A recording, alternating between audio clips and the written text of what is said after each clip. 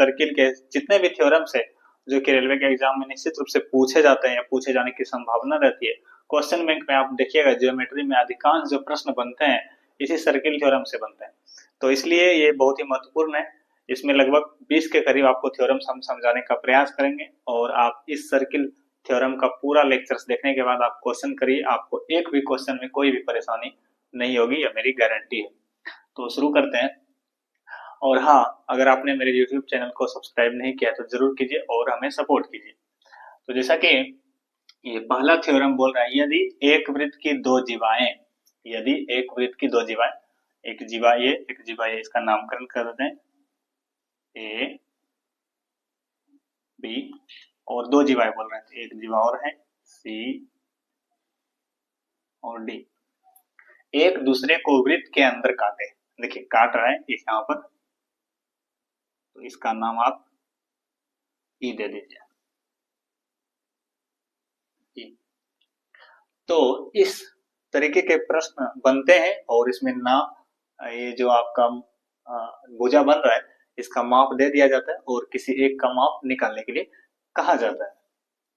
तो ये बहुत ही आसान थ्योरम है। इसमें क्या होता है, ये जो एक जीवा है, ये जीवा जो दो पार्टे बढ़ रहे हैं इनका गुणनफल बाकी जो दूसरी जीवा है उनका दो भुजाएं बन रहे हैं उनका गुणनफल समान होता है। कहने का मतलब अगर आप ए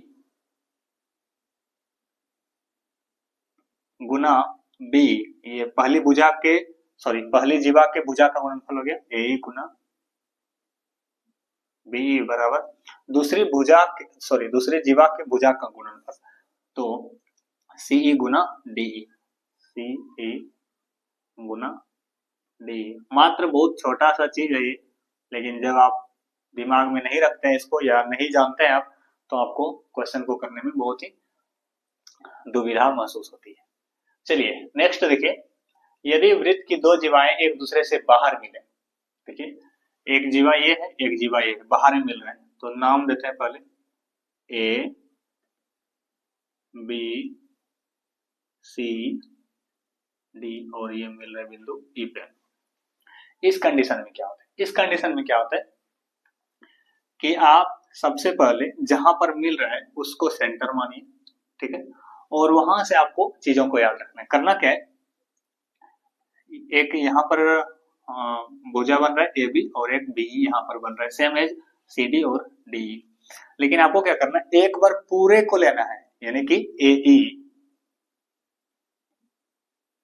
और आपको बाकी बात का जो बाहर का पोर्शन है बीई, बीई इसका गुणनफल सेम एज इट ऊपर वाला का जो यानी कि दूसरी जो जीवा है और बाहर का जो भाग है उनका गुणनफल, यानी कि सीई गुना डीई। बहुत ही महत्वपूर्ण है ये सभी थ्योरम्स, ये आप कॉपी में नोट कर लीजिए या स्क्रीनशॉट रख लीजिए, बाद में भी आप लिख सकते हैं। नेक्स्ट देखिए इसमें क्या बोला, यदि वृत्त की एक जीवा और स्पर्श रेखा बाह्य रूप से मिले, देखिए ये स्पर्श रेखा है ना, ये आपका क्या है स्पर्श रेखा, और ये आपका जीवा है ये पार्ट, और ये बाहरी भाग है जीवा का बाहरी भाग, जीवा जो आगे बढ़ रही है। इसका नामकरण कर लेते हैं ए बी सी डी। इसमें क्या होता है कि ये जो आपका दिख रहा है ए बी और बी डी, ये दो पार्ट में है और यहाँ पर सी डी एक पार्ट में है। करना क्या है, सी डी को एक बार ही लिखना है, लेकिन इसका स्क्वायर जो है बाकी का सेम एज जो ऊपर में हो रहा था उसी तरीके से, सी डी का स्क्वायर बराबर ए डी गुना बी डी। तो ये हो गया, इस तरीके से होता है। नेक्स्ट है, इसको अगर आपको समझ में नहीं आ रहा है तो एक बार और समझाते हैं। देखिए यहाँ पर दो बार नहीं हो रहा है, तो इसी को सीडी को, ये जो स्पर्श रेखा इसको स्क्वायर जो है इसका वर्ग जो है बाकी जो हो रहा था, यानी कि पूरा जो है दूसरा जीवा का बाहरी भाग और जीवा दोनों का जो पूरा माप था एडी उसका गुना और बाहरी भाग जो था उसका गुना, ये दोनों का गुणनफल CD यानी स्पर्शरेखा के गुणन स्क्वायर के बराबर होता है।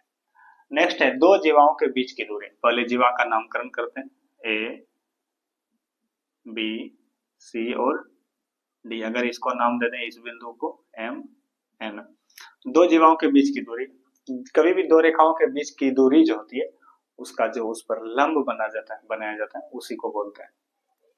तो देखते हैं, तो दो जीवा है, इसमें क्या करना है, दोनों जीवाओं के योग कर दीजिए, यानी कि MN अगर आपको निकालना है तो AB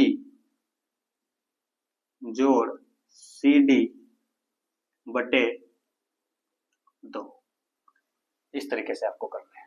नेक्स्ट सेम एज है, लेकिन यहाँ पर क्या है, ये जीवा जो है वृत्त का व्यास बन रहा है। देखिए AB जो है यहाँ पर वो कहाँ से गुजर रहा है, केंद्र O से होकर गुजर रहा है, और इसी का मान आपको MN रखना है, और ये आपका हो गया CD। यहाँ पर भी MN अगर आपको निकालना है तो कैसे निकालेंगे, इसमें क्या कर रहे थे, इसमें जब वृत्त के केंद्र से यानी कि व्यास, जीवा जो था व्यास के रूप में नहीं था तो दोनों का योगफल का आधा कर रहे थे।